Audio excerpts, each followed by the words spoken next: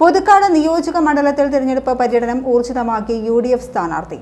Puthukkad town മേഖലയിലായിരുന്നു സ്ഥാനാർത്ഥി KM ബാബുരാജിന്റെ പര്യടനം. നിയമസഭാ തെരഞ്ഞെടുപ്പ് വിജയത്തിന് ആവേശകരമായ പ്രചാരണത്തിലാണ് UDF സ്ഥാനാർത്ഥി. പുതുക്കാട് ടൌണിലും പരിസര പ്രദേശങ്ങളിലും KM ബാബുരാജ് പര്യടനം നടത്തി.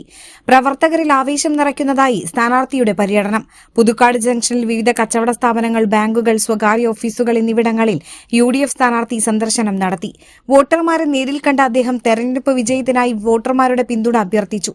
വ്യാപാരികൾ, ജീവനക്കാർ എന്നിവരോട് മണ്ഡലത്തിലെ വികസന മുരടിപ്പ് ഉയർത്തിക്കാട്ടിയ UDF സ്ഥാനാർത്ഥി വികസനത്തിനൊരു വോട്ട് എന്ന സന്ദേശം പങ്കുവച്ചു. പുതുക്കാട് ടൌണിന് സമീപത്തെ വീടുകളിലെത്തിയ UDF സ്ഥാനാർത്ഥി കുടുംബാംഗങ്ങളുടെ അനുഗ്രഹവും തേടി.